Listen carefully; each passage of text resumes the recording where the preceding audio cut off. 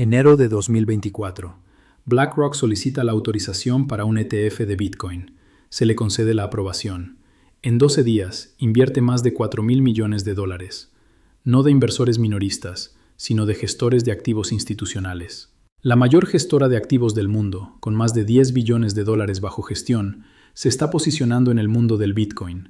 Y la mayoría de la gente ni siquiera se ha dado cuenta de lo que eso significa realmente. Suscríbete al canal ahora mismo, si de verdad quieres entender Bitcoin. BlackRock nunca había incorporado una nueva clase de activos sin un análisis interno exhaustivo. ¿Crees que esta decisión fue una coincidencia o hay alguna razón oculta para el inversor promedio hasta ahora? Comparte tu opinión en los comentarios. Los leeré todos personalmente. Lo que comprenderás en este video no es una perspectiva especulativa. Se trata de un análisis estructural de lo que está sucediendo actualmente en la arquitectura financiera global y de por qué Bitcoin está desempeñando un papel que parecía impensable hace 3 años. BlackRock gestiona más capital que el PIB de Japón. Cuando esta empresa declara públicamente su apoyo a Bitcoin, no lo hace por impulso, ni por moda, y ciertamente no por ignorancia. Larry Fink, CEO de BlackRock, se refirió a Bitcoin como un índice de lavado de dinero en 2017.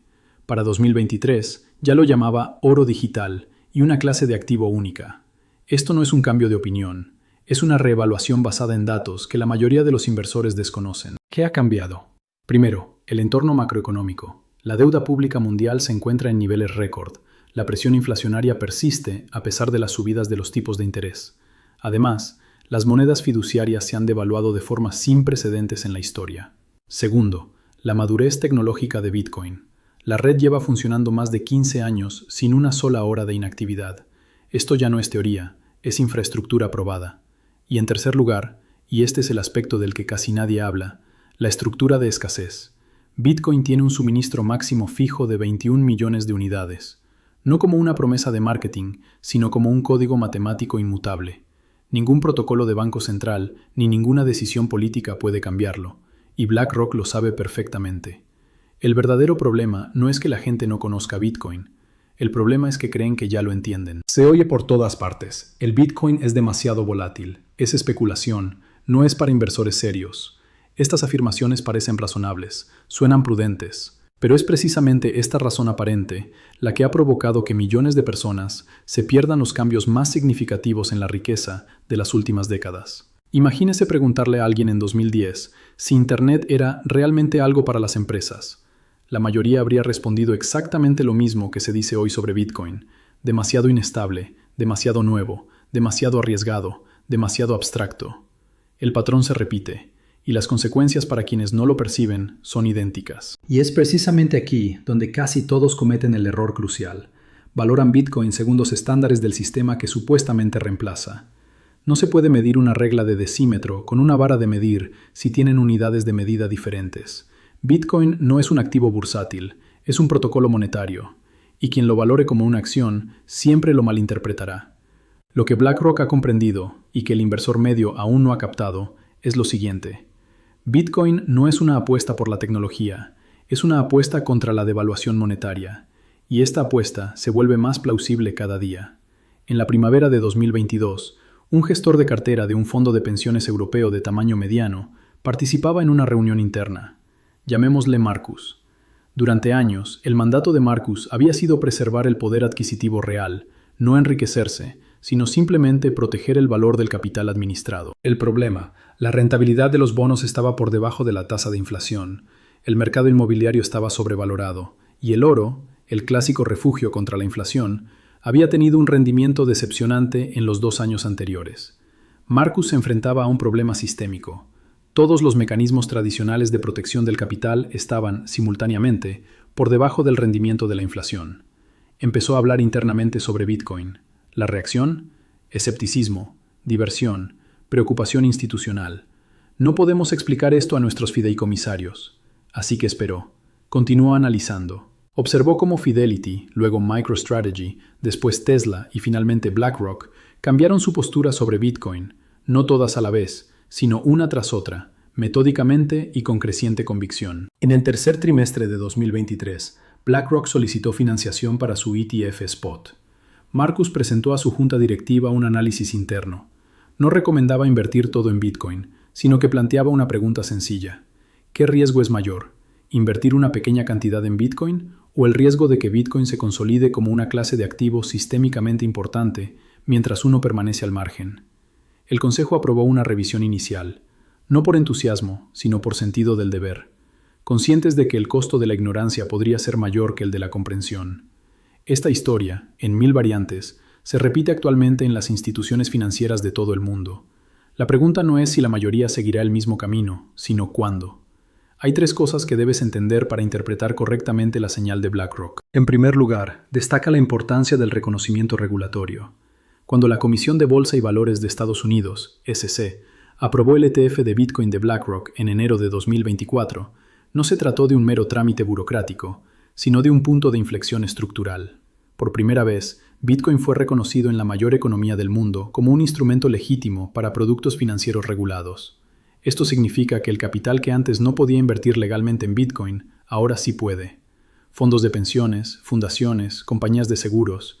El universo de compradores potenciales se ha expandido enormemente, mientras que la oferta de Bitcoin sigue limitada. Lo segundo que debes entender es la mecánica del ciclo de reducción a la mitad. Cada 4 años, la tasa de creación de nuevos Bitcoins se reduce a la mitad. En abril de 2024, tuvo lugar la cuarta reducción a la mitad.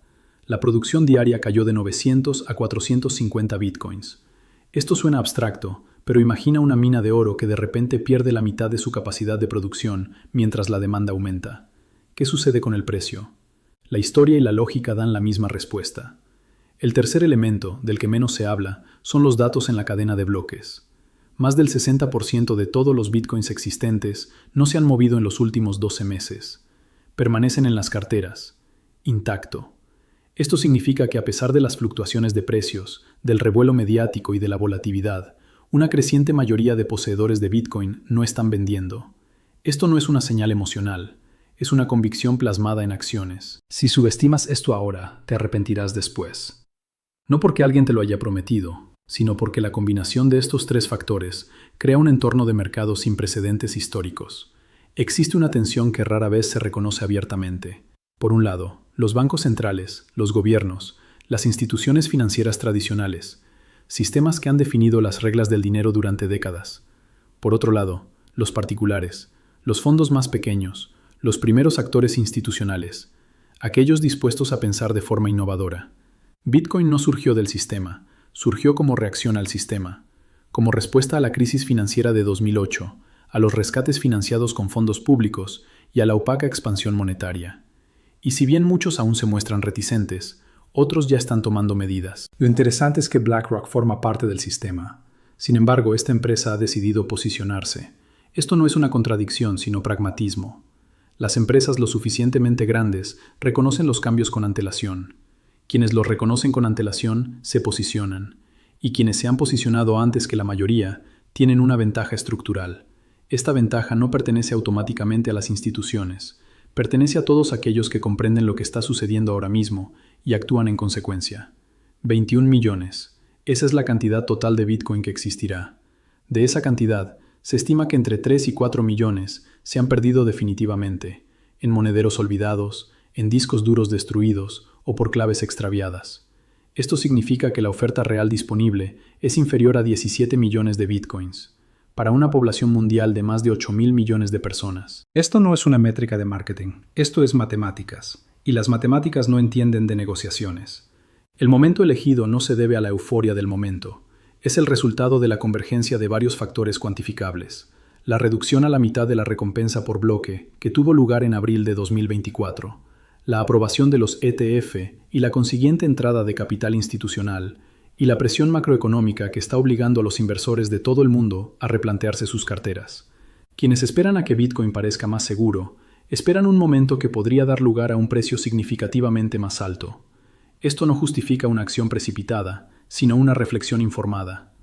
La diferencia entre ambas situaciones es enorme, y se está decidiendo ahora, en esta ventana de oportunidad, donde la comprensión aún no ha calado hondo en todos, pero el rumbo ya se está marcando. Lo que está sucediendo ahora mismo es más que una tendencia de mercado, es una redefinición del significado del dinero. Desde el fin del sistema de Bretton Woods en 1971, cuando se eliminó la paridad del dólar con el oro, el sistema financiero global se ha basado en la confianza y las convenciones, no en la sustancia. y este sistema se encuentra cada vez más bajo presión. El aumento de los ratios de deuda, la fragmentación geopolítica y la erosión de la confianza en las instituciones. En este contexto, Bitcoin no es simplemente una clase de activo, es un protocolo monetario alternativo, abierto, transparente y no controlado por ningún actor en particular. Puede sonar abstracto, pero las instituciones que ahora se involucran actúan precisamente basándose en este análisis. Nos encontramos en un punto donde los primeros flujos de capital importantes se están incorporando a un sistema con propiedades fundamentales de las que carece el dinero tradicional. Nadie sabe con certeza si esto definirá la arquitectura financiera de la próxima generación, pero la decisión de ignorar este momento o de comprenderlo será, en retrospectiva, uno de los puntos de inflexión más importantes en la toma de decisiones financieras para muchas personas. Si piensas, esto es demasiado complejo, esto es demasiado grande, esto me supera, entonces esa es precisamente la reacción con la que cuenta el sistema, tu pasividad. Lo opuesto a la pasividad no es la acción ciega, sino la comprensión estructurada. Y esto no comienza con una decisión de compra, sino con un análisis honesto de las preguntas que plantea este momento. ¿Qué es el dinero? ¿Qué protege el poder adquisitivo a largo plazo? ¿Qué papel desempeñan la escasez y la descentralización en un mundo cada vez más centralizado? Estas preguntas no tienen respuestas fáciles, pero formularlas ya es un paso que la mayoría de la gente no da. ¿Has visto este vídeo hasta aquí? Eso significa algo. Significa que estás listo para comprender, y ese es el requisito previo para cualquier decisión importante que tomes en el futuro. Hay un aspecto de esta historia que aún no hemos explorado por completo, y posiblemente sea el más importante de todos. BlackRock no es la única empresa que se está posicionando. Varios actores, fondos soberanos, bancos centrales, grandes oficinas familiares, llevan años acumulando Bitcoin discretamente, sin ruedas de prensa, sin solicitudes de ETF, sin anuncios públicos. ¿De qué países se trata?